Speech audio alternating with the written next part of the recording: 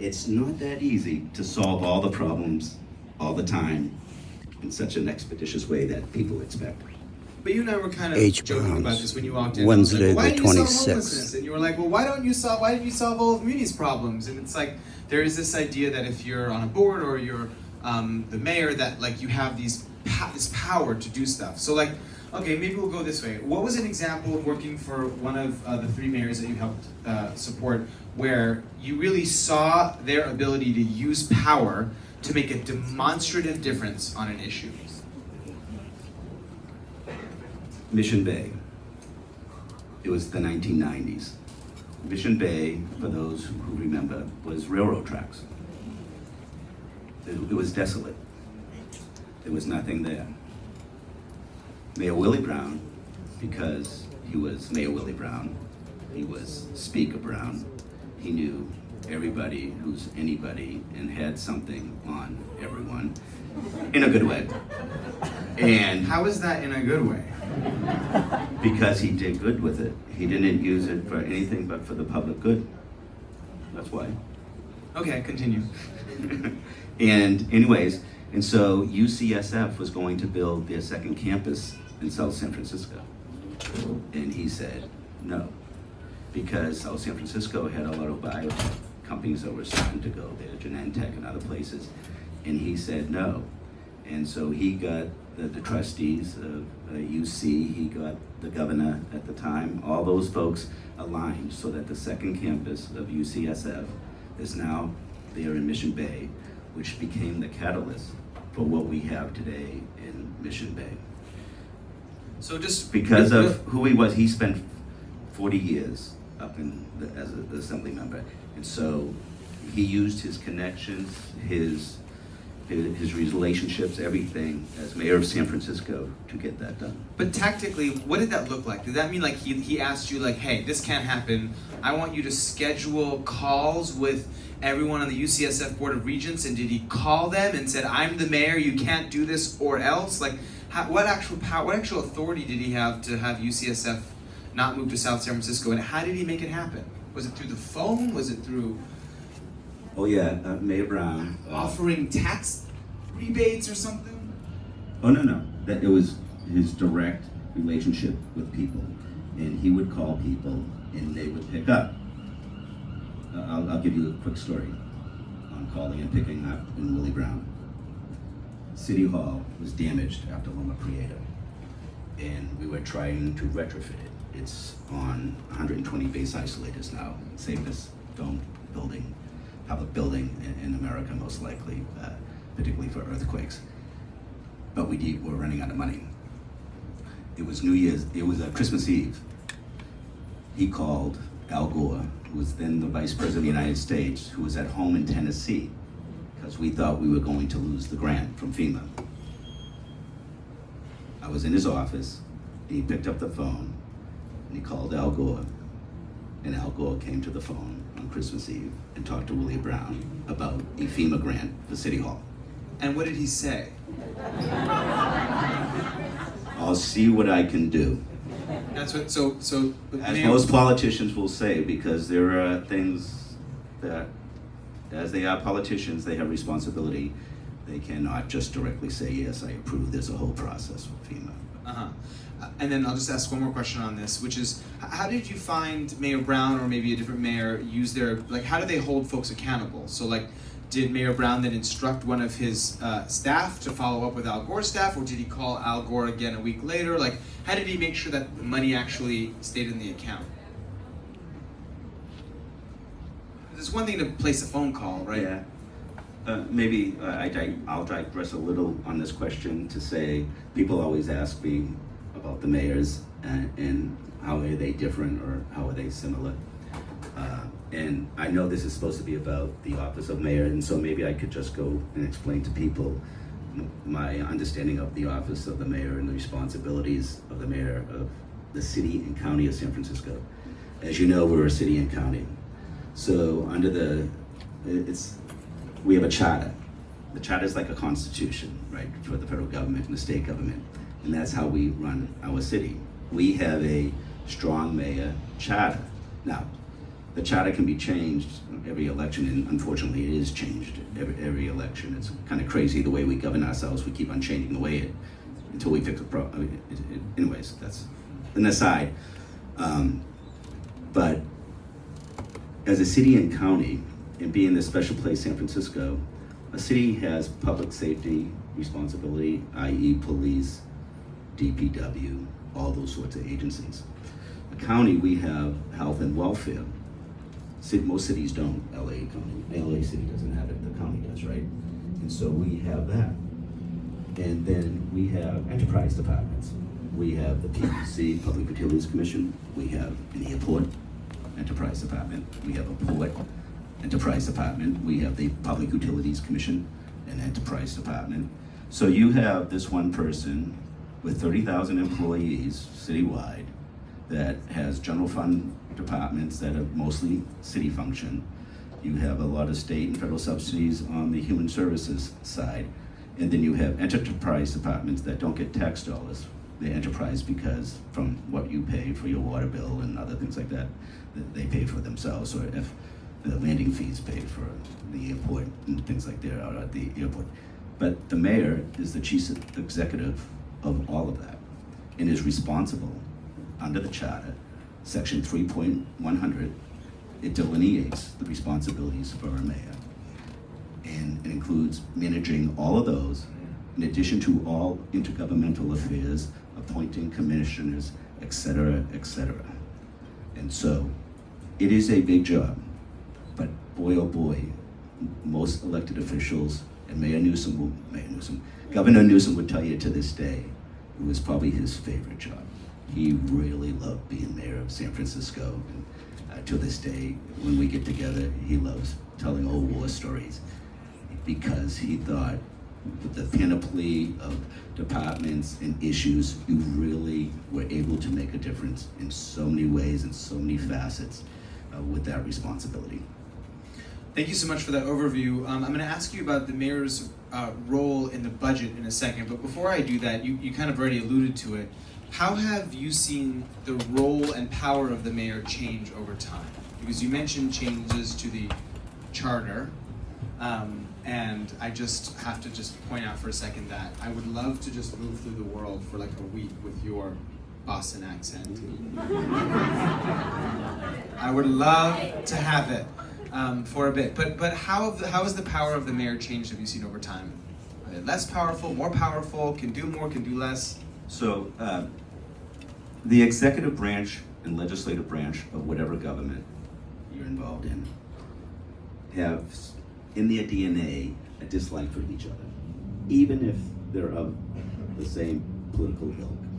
There's something about the legislative branch and the executive branch that emotionally something happens, and I really don't understand because I worked 5 years at the Board of Supervisors and 20 years in the mayor's office. And what happened, particularly in Mayor Brown's time, he was such a formidable person. In 2000, there was a Board of Supervisors election where a group of folks came in to start to take away the authority from the mayor's office. For instance, there used to be a police commission that was entirely appointed by the mayor and responsible to the mayor for the safety of the city. The charter amendment made it that the police commission, some should be nominated by the mayor, a majority, but some should be chosen by the Board of Supervisors. But the mayor's nominees are nominees. They have to be approved by the Board of Supervisors. The board's appointments are appointments, and that happens automatically. You have planning department, the same way. All the issues of housing that are happening right now, it was never as cumbersome. The Board of Supervisors has turned itself into the Planning Commission. They really have. It never used to be that way. The Planning Commission was the Planning Commission. Now the Planning Commission, they do what they need to do, what they always did, but everything is appealed to the Board of Supervisors. And as you know, when it gets appealed to the Board of Supervisors, whether you like district elections or at-large elections, the Board of Supervisors has a different perspective when it comes to citywide issues or city issues. A lot very not. I wouldn't say that word, but they're very more local versus citywide issues where a mayor has to be responsible for it, and so. I mean, those are some of the big issues, but. You mentioned that we're a strong mayor system. Can you explain what that means? Oh yeah, you have a lot of cities and towns that have city councils, and they'll appoint one of the members of the city council to be a mayor, and it's ceremonial, you know, they do. And other people have a strong city manager. If you look over to folks across the bay, the city of Oakland, Mayor Jerry Brown tried to pass a proposition, I think Proposition X, to try to increase the power of the mayor over there, because the power really lies in the city administrator in Oakland as far as running the city. And I guess just to summarize, I think your answer there was actually over time since Mayor Brown, it sounds like the powers of the mayor have been chipped away a bit. The Board of Supervisors have claimed more power. Would you say that's a correct assessment? Oh, it's not an assessment, it's fact. It's fact. I mean, if you just go through pretty much every election cycle, if they're mad at the mayor for some particular reason, they will change something, whether it's planning, whether it's muni, whether it's the police department, things like that. And I just think that if you're gonna vote for somebody to be the person who's responsible for running the place and administer and be the executive, give them the power to do that to the satisfaction of the people. I'm not saying take away the authority of the Board of Supervisors. A mayor cannot change an ordinance. A mayor cannot pass a resolution on an issue unless the Board of Supervisors passes it to him or her. And so it's not being dictatorial, but you have a legislative branch that's supposed to set policy, but the executive branch is supposed to run the place. But can't the mayor just unilaterally put something on the ballot? The mayor can only put an ordinance on the ballot or a resolution. He or she cannot put a charter amendment, which is the most important. The Board of Supervisors can put a charter amendment on with 6 votes, and the mayor doesn't have a veto on that. Okay, so the Board of Supervisors can, is everyone following along? They can put charter amendments on, which is a lot of the things that have changed, you know, a lot of the changes to how the city works. It's changing our constitution every election. Yeah, our constitution, every election does seem like it. But the mayor can only put resolutions and ordinances. What can a resolution and ordinance do? A resolution can give a sense of the city, and an ordinance is a law. And so it can do certain things, but it doesn't supersede the charter. So if the charter says that there shall be a police commission, that the Board of Supervisors gets to have to approve the mayor's nominees, the mayor can't put an ordinance on that says no. Got it. So in particular, how the government works and the structure and the working of the government. To budget, to money. I heard that the mayor is like the real keeper of the budget. Like the mayor's priorities as it relates to the budget are what's going to be in the budget. Now, the Board of Supervisors really just kind of choose at the edges of the budget. Is that true? And what is the mayor's role in the city's budget? That is mostly true. Under the charter, the mayor submits the budget to the board. The board cannot go above the amount of money that the mayor has put in that budget, unless the mayor does what they call a technical adjustment. If over time the controller or somebody else during the budget process says, hey, we got some more money from the state or whatever, then you can raise the top line on the budget. And so the mayor does have a lot to say. It's right now over $14 billion budget. And if you look at the board add-backs and what they do, on average, they change somewhere between $40 and $60 million. I see. So, and then we're gonna get to audience. So this is 30 minutes of conversation, 20-ish minutes of audience Q&A. So there will be audience Q&A for this, and so get your questions ready. So can the mayor just like say she or he wants to cut a department's budget by 30% or increase another department's budget by 30%? Like, is it that level of autonomy, or like how much power does the mayor actually have to set the amount of money each budget each department has in their budget? Well, what the mayor is first faced with during the course of the year, and so December is coming up, and so the mayor will put out her budget instructions based upon what the controller, the board's budget analyst, and her budget director say that they believe is the issue going to next year, meaning how much revenue are we going to have in our known cost increases. If we have labor organizations that haven't sort of come to an agreement on their MOU, then that's a big unknown. But there's a lot of unknowns, but they need a target, and so, for instance, they I think had a $270 million or so problem this year, and had to set a target to balance the budget because the law requires a balanced budget. And so she will get a number, and she will put out how she wants. And she could theoretically say, hey, I want to eliminate a whole department, but there are cascading issues from that. And Right. I'm not proposing that she does that, but I'm just wondering, like, what are the limits of the mayor's power? Because we are coming to a place of huge budget deficits, right? So I think next year we're supposed to have a $700 million budget deficit. How much power does the mayor have to try to close that budget deficit? Can she or he say? She has the responsibility to close it. I mean, Can she decide how it gets closed? Like every department yes, has to cut by 20%? But that decision that she sends the board a budget on June 1st has to be approved by the board, and they can say no. So how the mayor chooses to balance the budget is up to the mayor, but the board can veto how they've decided to do it? Right, but under the charter, no sooner than July 12th, I believe, and no later than July 31st, they must pass a balanced budget. I see. So the mayor proposes something in early June, the board vetoes or approves, and they basically go back and forth until they figure They don't it out. veto, they just keep on working until Got it. they. Okay, let's talk. I want to talk about some of these specific mayors, because what an opportunity to talk to someone who's been in some form of a chief of staff for 3 mayors sequentially. We've heard a little bit about Willie Brown. What was Gavin Newsom like as a mayor? What was he really good at, and what was he not good at as a mayor?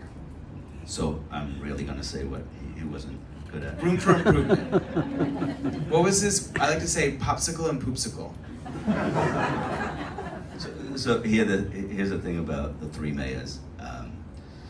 I had an amazing opportunity to work for all 3 of them, and they were all completely different.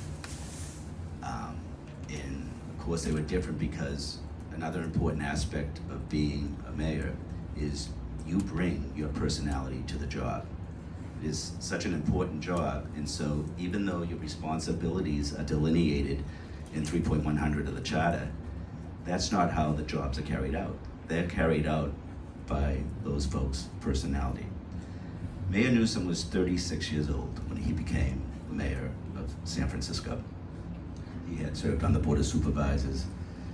He was on the Parking and Traffic Commission. He had an abundance of ideas and energy, and if people remember 2004 when he took office, January 11th, 2004, he started out with a bang, and he continued to do that over and over again. He would be in my office sort of ad nauseum talking public policy. And Can you give us an example? I'll give you an example with somebody who I mentioned earlier. When he became mayor, there was a seat open for his District 2, his seat. And so he decided to appoint Michaela Alioropia to become a supervisor. And so we were having her swearing in. And I go back into my office from the mayor's office right next, and who's sitting in front of my desk but Al Gore. And He keeps coming. I know, he keeps on coming. He's I don't know why. He's always there. And so I said, and I actually had a picture of myself with Al Gore, and I said, oh, you came back to sign my picture. So I took it out of the thing, and he's like, who in the world are you? And I said, he goes, I'm here because Michaela used to work for him in Washington. And so Mayor Newsom comes in, they go to swearing in, and they come back, and instead of going to the mayor's office, they come into my office. and they start talking about the beginning of television and the invention of television. And I was like, this was like 3 weeks into the administration, and I was like, you guys, this is really interesting for you, but for me, like, we have a government to set up, so can you please leave? Scooch? Yeah. So that was kind of just a little funny Nice. thing, but funny in a way in which Mayor Newsom actually really would talk about the invention of television with somebody like Al Gore, and keep on talking about it, and keep on talking about it, and keep on talking about it. And as you know, Mayor Newsom is dyslexic, and so he, when he reads or he writes or everything, he underlines every single thing, and he really, he is a man who does his homework. He is the most well-prepared, and he was a pain in the neck when it came to the budget, because you would say, oh, we're gonna add $18.2 million into the children, youth, and family. He goes, I thought that was 18.2678. Yeah, well, can we just, he goes, well, no, but if you round it up, it's more like, 18.3, And so he has a fixation, and if you ever watched his budget presentations up in Sacramento, he's the same way. He's very into detail, but he is very detail-oriented in that way. How do you think that affected the kind of mayor that he was on the ground? Like, how do you think the average San Franciscan actually felt that detail-orientedness, in reality, in the real world, outside of Room 200? Well, I think he and Mayor Brown both wanted to get out of the building. They wanted to be out. The very first department head meeting that Mayor Newsom had, he called all his department heads up to the Bayview and to public housing to say, why is it the way it is, and we're going to fix it. And so he was, as he did his homework, but he also was a very visual, very perceptive. I think he's a small business person, and he's in the hospitality industry, or was in the hospitality industry. And I think that sort of culture goes along, like how we were all serving the people. And So I hope you were all served well tonight. Thank you. Joshua served you drinks in the front. Thank you, Josh. Mayor Lee, what was he like, and what was it like being his chief of staff? And also just if you don't mind, like, San Francisco changed a lot over the course of those 20 years. And so you also served as chief of staff over a very, very much a changing city. So talk a little bit about serving as his chief of staff. What did he do well? What was he effective at? And what could he have, what did you see were ways that he struggled, I guess? so we just didn't change over the last 20 years. We've been changing since we became San Francisco. Even before that, I was just at a movie theater watching Vertigo, and there is a scene in Vertigo where a guy moves back to San Francisco. This is the late 50s, and he says, I don't know about San Francisco. It's changed so much since I left. This was 1958.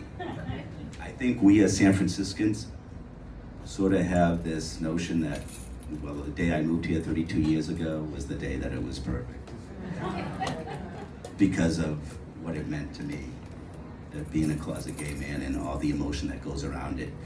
And when we see change, we don't embrace it. We see it as a threat. Sometimes I wonder, are we a progressive city that doesn't believe in change?